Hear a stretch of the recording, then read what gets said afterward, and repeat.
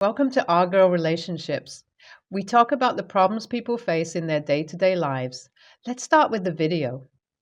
About a few months ago, I started receiving texts from my ex wife. We've been separated for over 4 years, and our daughter lives with me. Actually, the situation just turned out to be like that.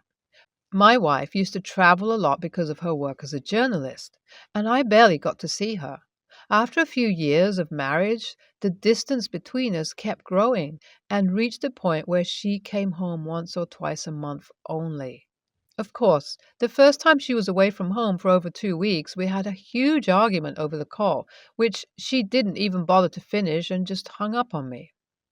When she eventually came back, she behaved like it never happened, and we barely talked at all.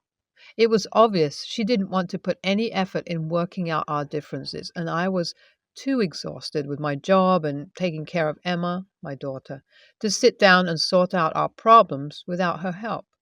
So I ignored her completely. As 2 weeks turned into a month and eventually into 2 months without her coming home, I knew better than to hold on to whatever relationship we had, and I started moving on. I thought about asking for a divorce, but because I never signed a prenup, I didn't want to face the point where I'll have to sign off some of my assets over to her. I kept on living my life as I was single, and eventually she stopped calling even to talk to our daughter. Then, about 8 months later, I received divorce papers out of nowhere. In a way, I was glad that we didn't waste our energy in fighting and she took the step to end the marriage, which was only for the papers. So I got in touch with a lawyer my friend had suggested to me and asked him to go over the papers. From what I had read, my wife was proposing we keep our own assets and that she wouldn't fight me over custody. It was practically everything I wanted, and that's what made me more suspicious.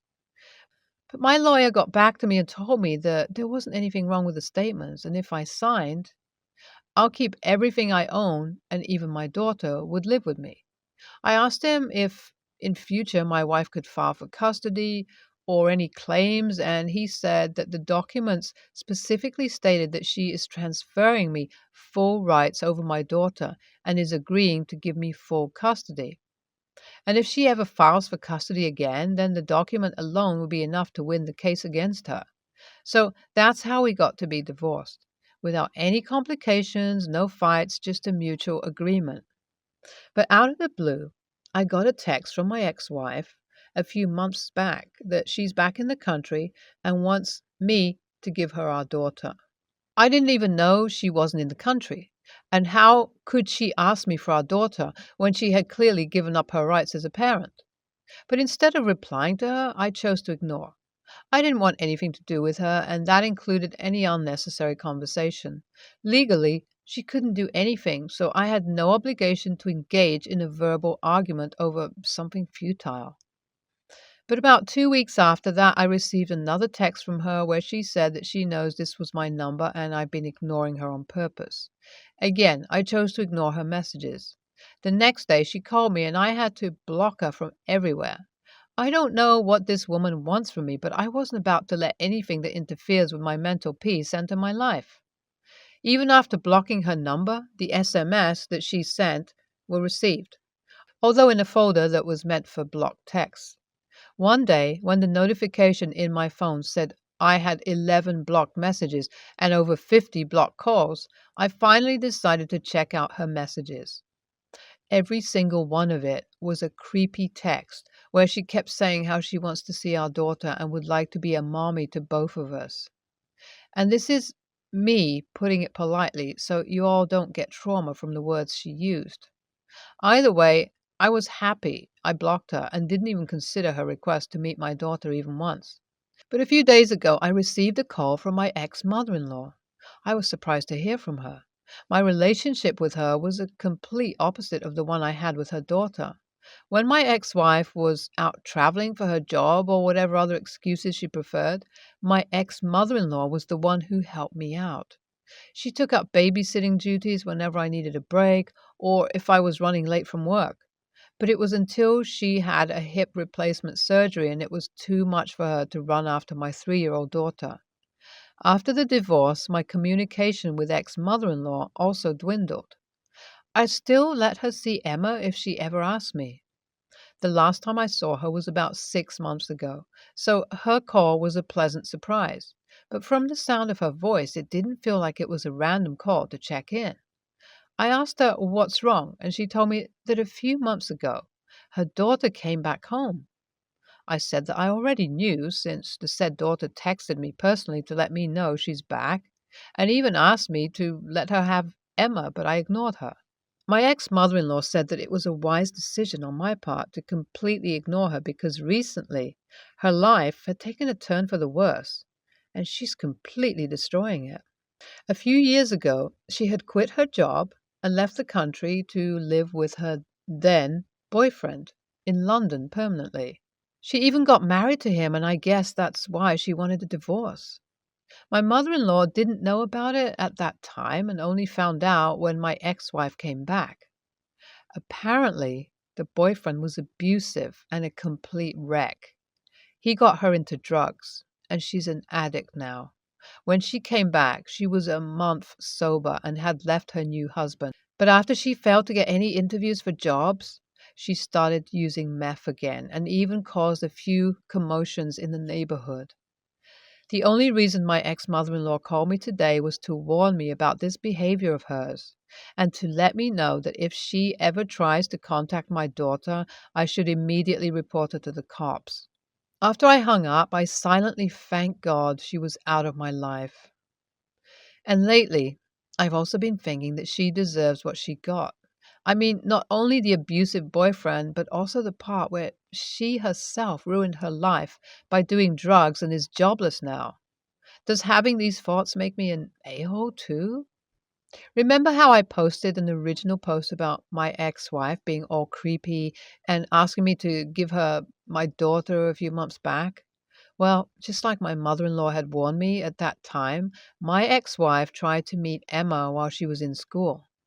Thankfully, her attempt was a failure because she was sneaking in on the school property and the security caught her. The school is very strict about keeping the primary classes safe, and they don't let the kids out of their sight until the parents pick them up. The school must have called the cops when she refused to give any answers because when I received a call from Emma's school, my ex-wife was already handcuffed, and they were waiting for me to confirm if I knew her. I told them who she was and filed an official complaint against her for possible stalking and being a danger to my kids. I also had to apologize to the homeroom teacher because of the commotion caused by my ex-wife. I brought Emma back with me and stayed with her all day in case she was scared. On more than one occasion, I wanted to ask her if she knew the woman she saw today, but I lost my nerve every single time. I would tell her the truth about her mother someday, but I need her to be a little older so she could understand the concept of toxic motherhood. I just hope that my ex-wife does not pull something like what she did today. I also called my ex-mother-in-law and told her what had happened, and she informed me how my ex-wife hadn't been to her home for the past month.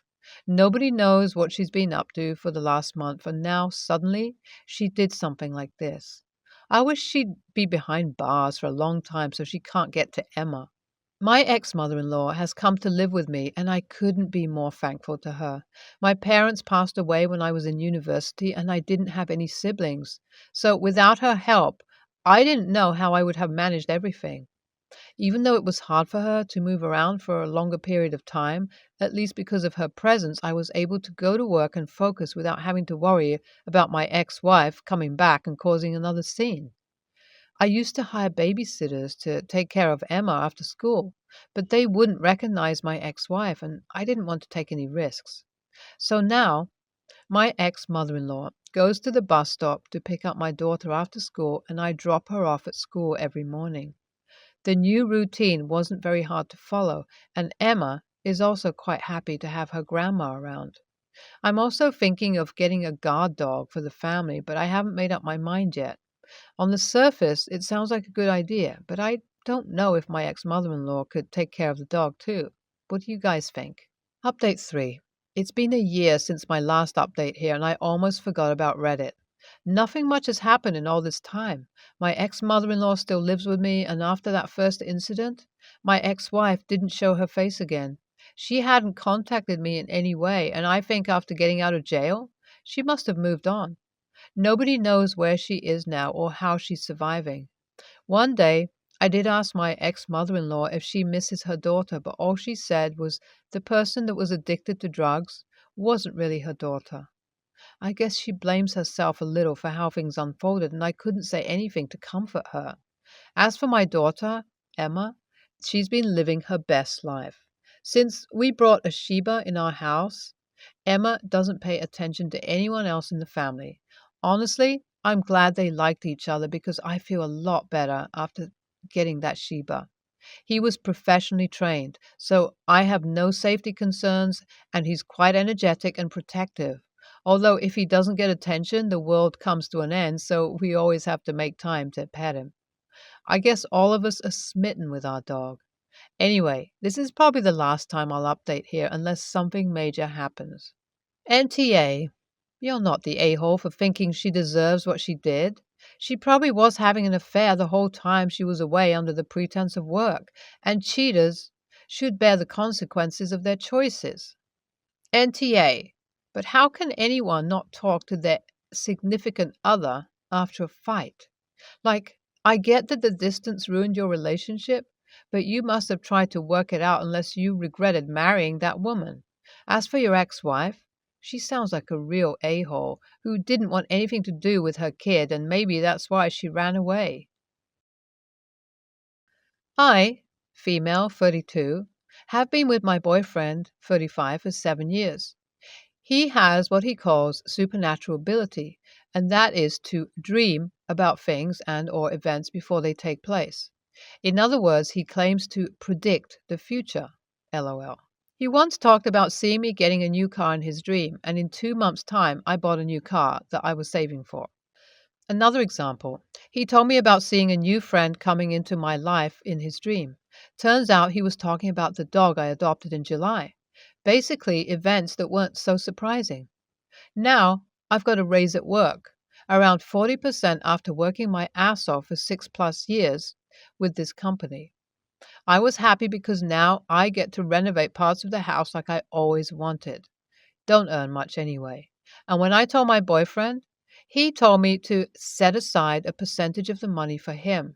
I was so confused. I asked why, and he said it was because he already dreamed about me getting a raise and predicted this event before it happened.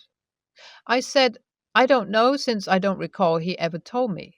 He got upset and said that the reason he didn't tell me was because of how I kept making fun of his abilities and that I could go ask his friends and they'll confirm that he did in fact see this coming. I said I was sorry, but this seemed illogical and unreasonable of him. I refused to give him any money, and he flipped out and called me ungrateful and claimed that I was turning my back on the people who helped me in a way to get this raise.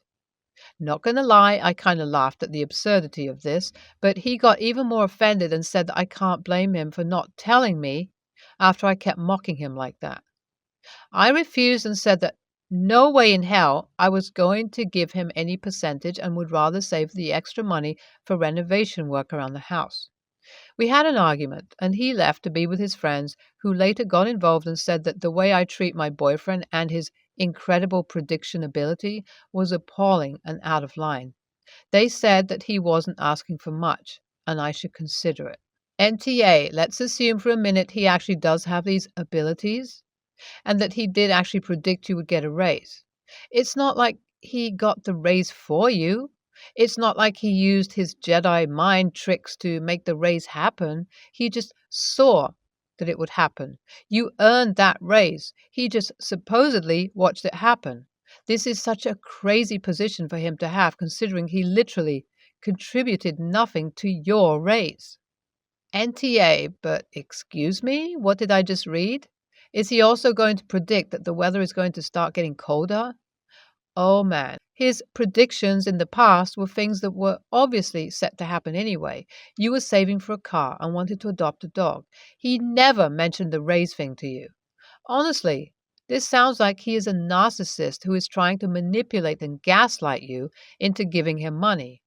That kind of behavior is scary, and he doesn't sound very mentally healthy. The fact that his friends are trying to back him up and pressure you is gross. Don't give that man a penny of your hard earned raise. You're planning on investing the money into your home renovations, which is smart. And if you live together, benefits him as well. I wonder if his powers are telling him that you are going to smarten up and dump his manipulative butt.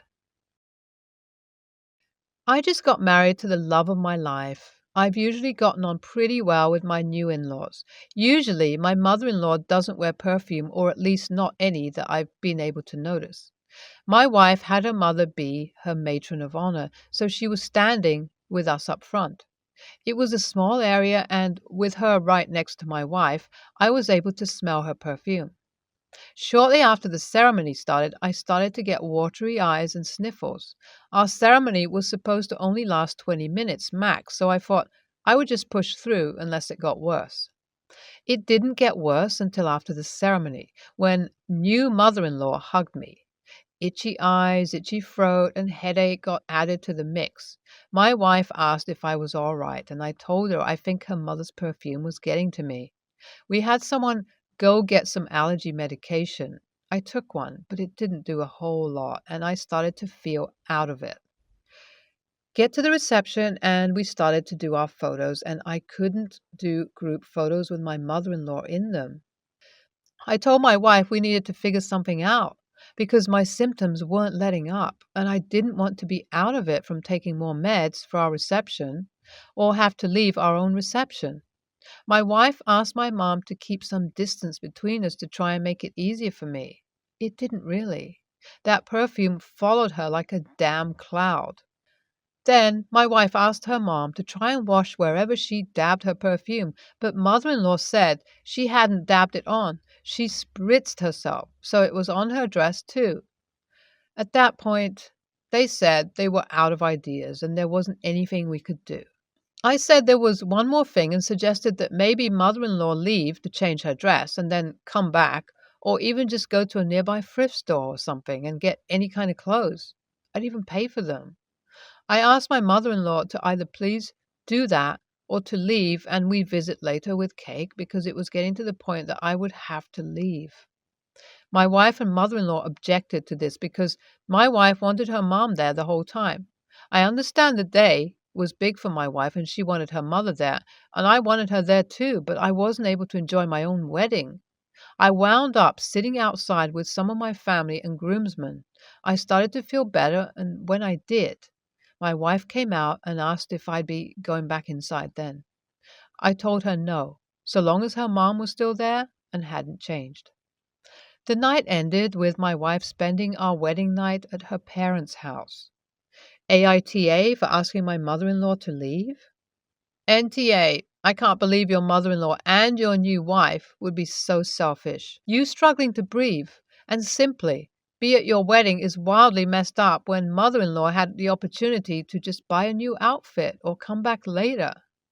NTA, I understand your wife wanting her mother to be present at the wedding, but it's your wedding too. Not only that, but the perfume was giving you an allergic reaction. Watery eyes, itchy throat, headache sound bad enough, but prolonged exposure to an allergen can make those even worse. I know someone whose throat closes up and can't breathe when they're too close to certain perfumes and scents. You tried to compromise and even offered to pay for new clothes for your mother-in-law to change into so that she could enjoy the reception. None of their ideas worked. So what were you supposed to do? Suffer through it and potentially get even sicker or miss out on your own wedding reception? Which it sounds like you did once you had to sit outside, away from your own wife on your wedding day.